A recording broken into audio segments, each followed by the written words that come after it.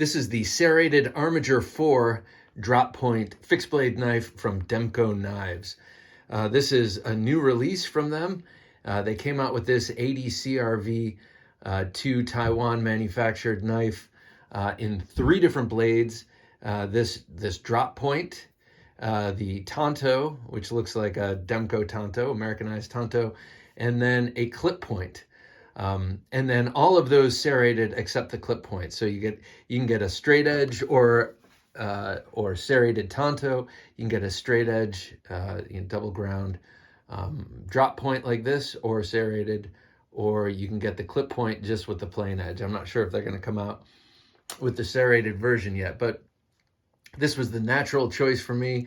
First of all, I love the green and black combo, but also I knew I was going to get the double-edged one, and I just had to go full serrated. I don't know why.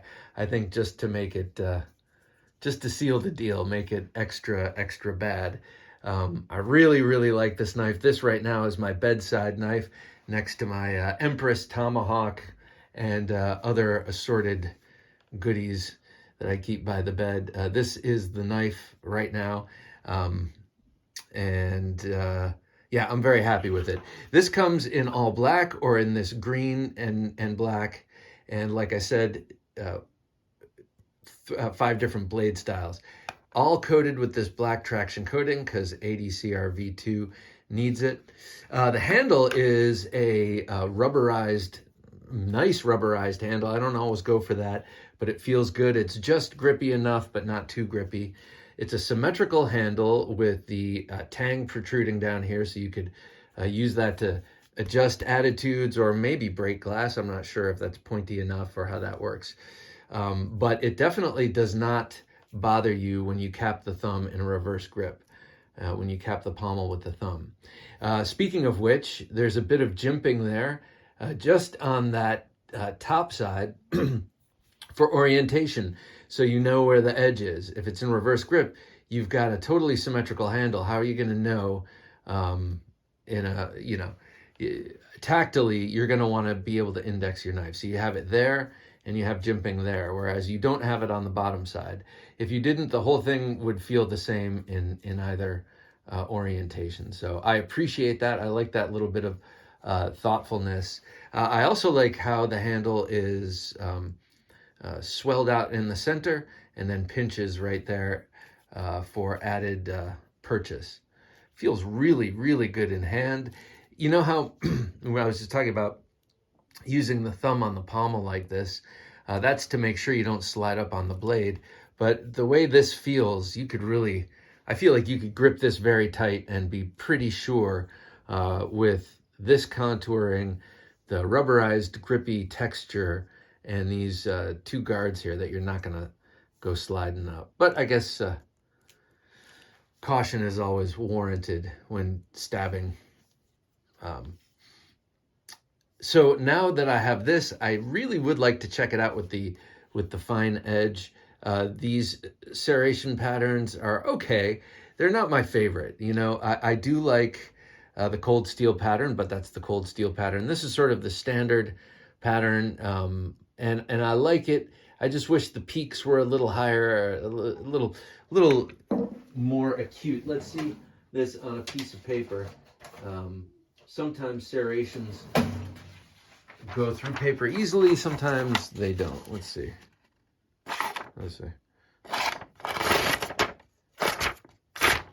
So this one does not go through paper very nicely.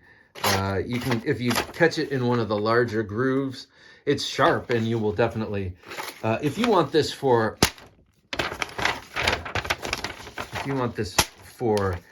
going through someone's leather jacket. I mean, look, this mangled that piece of paper.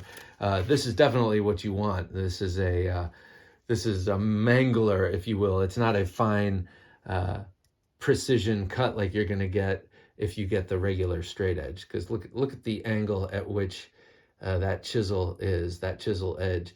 So when you do serrations, you're going to have them on a chisel edge. And look at how oblique that is. It's not very slicey. And these peaks are not very far out. So it's not gonna like, let's see here. Uh-huh.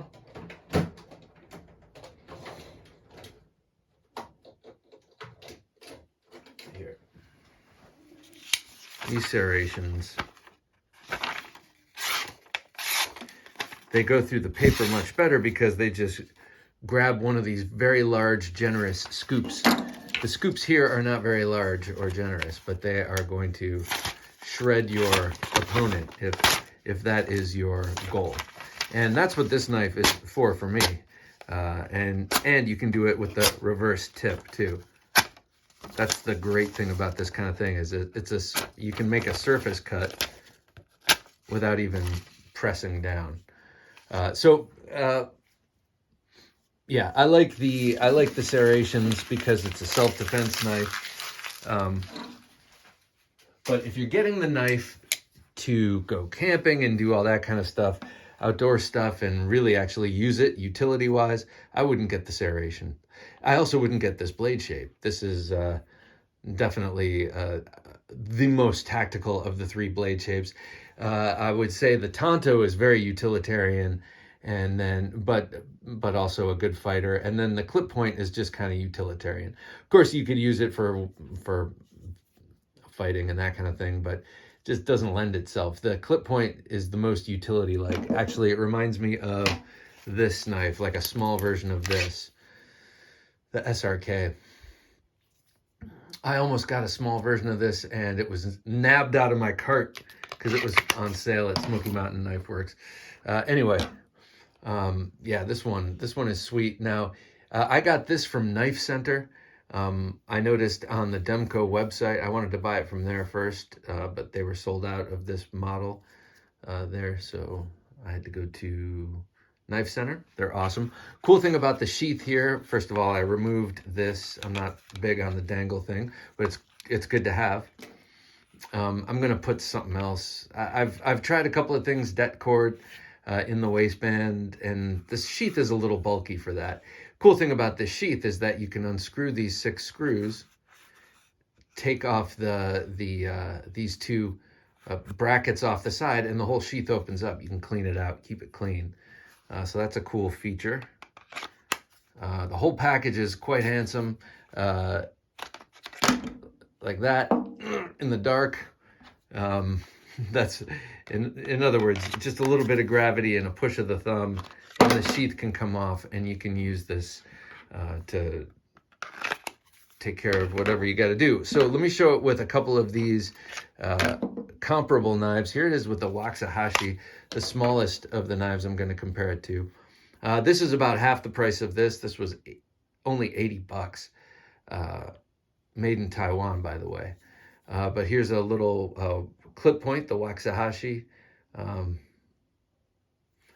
of a budget fixed blade. Now this is the off-grid knives backcountry. This is, excuse me, if you're going to make the comparison as a outdoors knife, which is probably what you're going to be using the clip point for, this is sort of in the same camp in terms of cost. Here you've got, if you're looking at it as a defensive knife, there it is with that awesome street buoy.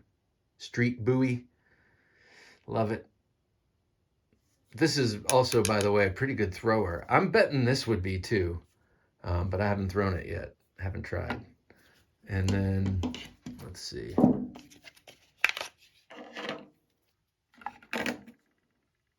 There it is with the Coben. Now the Armiger Tanto looks a lot like this. Maybe a little less belly than that. But a flat back and a pretty straight edge. All right, I highly recommend this. If you need a fixed blade or you want a fixed blade in your collection, a lot of people just collect folders. And if you're one of those people, this would make a great one knife in the collection. Though I would probably say, unless you really have a thing for serrations, I'd go straight edge. And if you want something utilitarian, I would go for a different blade shape. But yeah, definitely check out the Demko Armiger 4. And then there's also the Armiger 2, which are these tiny little keychain knives. One of them is a clip point, and then the other one is that shark's foot. style blade. So check them out.